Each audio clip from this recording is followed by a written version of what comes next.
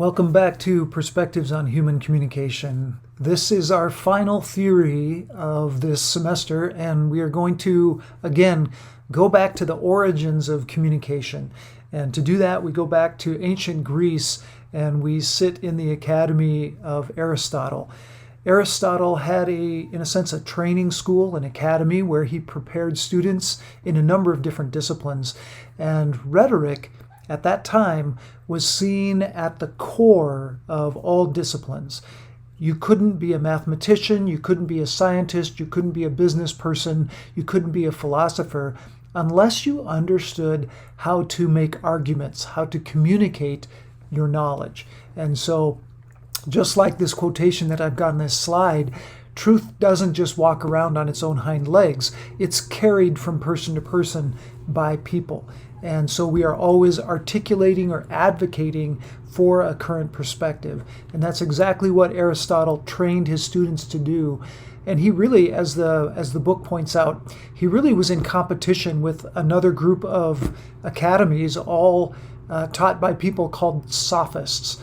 And Aristotle was trained by Plato, who was trained by Socrates, and they were resisted, they were in competition with the sophists. They didn't like the tactics of the sophists for a number of reasons, some of which are described in your book. So Aristotle, he said the art of convincing people, of persuasion, really could be boiled down to a system. And that's what we're going to try to unpack in this theory, is his system that he really put down in a series of notes that are collected together, and we call Aristotle's Rhetoric, or the Rhetoric. And it's a book, or it's kind of a book. He didn't write it in the sense of a book like his Poetics or some of his other volumes.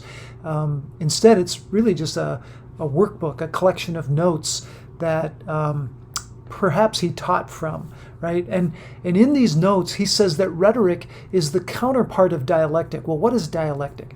Dialectic is a way of coming to, arriving at truth, at something that you can agree upon, that you know for certain.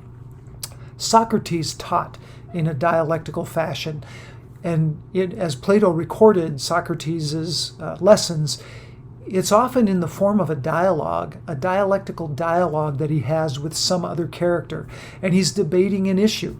Somebody proposes something and Socrates fires questions at this person. And what they're trying to do is, you've got these two ideas that seem to be opposed to each other. And by arguing and asking questions, you eventually come together and arrive at some certainty, something that you can say, yes, this is truth. This is the truth of the matter. And so Aristotle says that rhetoric is the counterpart of dialectic. It works together with dialectic. As people are firing questions back and forth, you also have to have a way of persuading people about things. And so that's what rhetoric aims to do, is understand all of the available means of persuasion. So there are a couple of assumptions that this theory talks about or contains, at least as presented by your book. And the first is that you really need to understand your audience. This is key to understanding or being able to study rhetoric, is a speaker needs to understand who they are speaking to. Why? Go back to the very beginning lessons of our class, because communication is transactional. And as you are co-creating meaning together, you have to understand who that other person is. Because part of what you're trying to do is gauge that audience's demographics and attitudes and psyche and motivations, what moves them. And all of that is going to help you position or frame your argument that you're going to present to them. In part, go back to Kenneth Burke's dramatism, because you're trying to create some form of commonality or identification with that audience in order to persuade them. It's much harder to persuade somebody who sees themselves as a hostile opponent from you. Better to show that you're on the same side, that you agree on certain things, and then to arrive at a truth or try to convince them, having that common ground that you've developed. Okay, so part of developing that common ground is doing the audience analysis on the front end.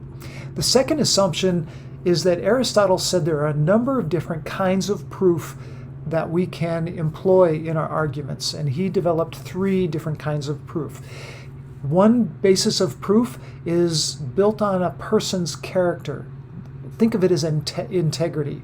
That the reason you're going to believe me about something is because you trust me, you find me a person of integrity, and you think that I stand for a certain set of values that you can endorse, right? So that's going to be a foundation of ethics or credibility that is based upon character.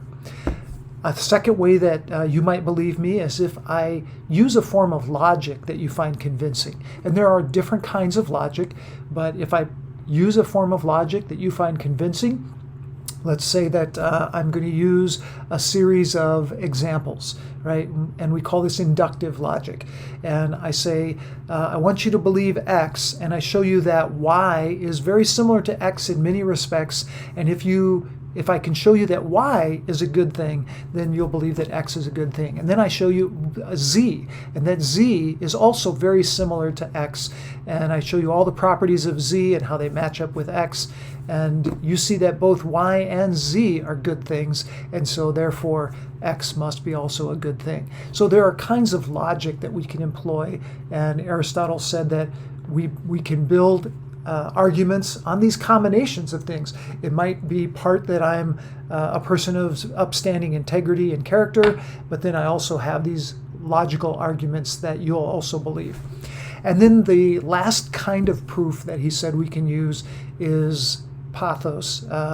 Bishop Berkeley, who said, "The creature man is best persuaded when the heart, not the mind, is inundated." And that's the idea that we are all emotional creatures as well, and we can't ignore emotion. And so Aristotle said you can produce arguments or proofs that are built upon emotion, and that's not always a bad thing.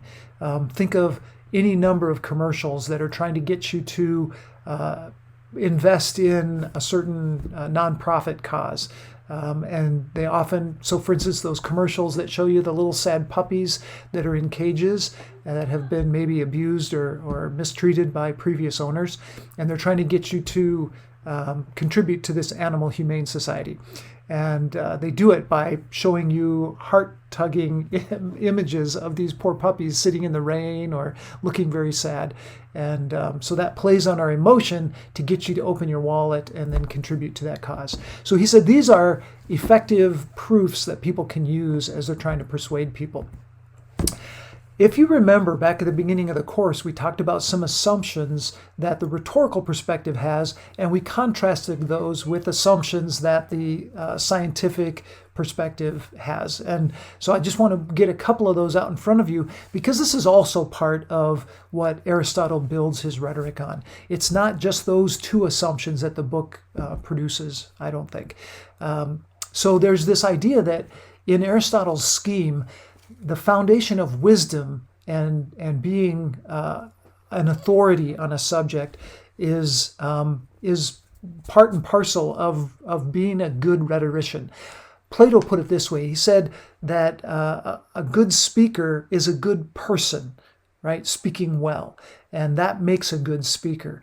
And so the rhetorical foundation is built on wisdom and authority, in part because you're a good person, right? So they saw this, and see that in the second assumption here too, that truth is virtuous. This idea that virtuous character and behavior was really the same thing, part and parcel of truth.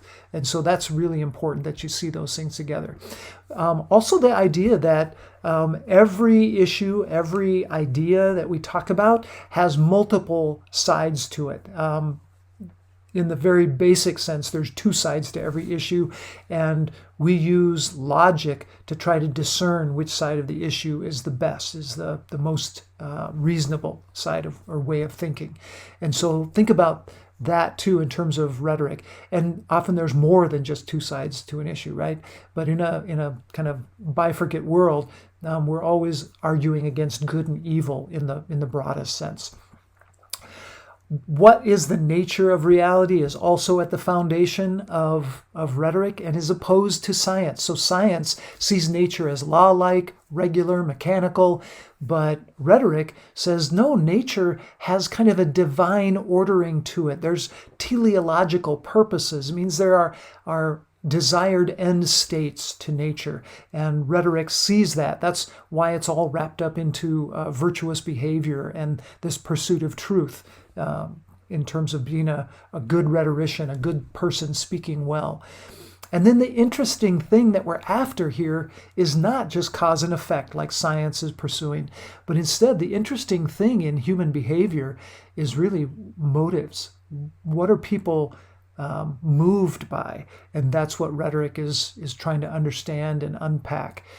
So this is the last thing that we want to understand, is just some of these definitional aspects of the study of rhetoric. One, Aristotle defined rhetoric as the study of all of the available means of persuasion in a given situation. And other people, in other words, they've defined it as how we use symbols to influence people, either their thought or their actions. Now, some people who are rhetorical critics then study how people do that, right? So they study the process by which people have influenced people, and they look at all the different aspects of a process. They look at the audience and the situation. They look at the text itself, the message, and the construction of the message. They look at the person, and they look at all of those things in order to describe or interpret how that message happened and why it produced the effect that it had. Similarly, somebody who does a rhetorical analysis will really deconstruct a message, and they'll try to tell you something about the message itself or about the sender of the message or the audience, the receivers of the message, and again, looking to understand the effect and the components of effectiveness of that message. So all of these things are wrapped up in and really derived from Aristotle's study of rhetoric. And if you think about it, he was teaching back in 300 some BC. So his ideas have been influential for millennia, and which is really impressive if you think about that. That the foundation that he set for the study of persuasion, people are still working with and understanding and really haven't improved upon all that much. So he really laid down some fundamental principles when it came to persuasion. We will pick up his fundamental principles as we dive into this in class. We'll see you then.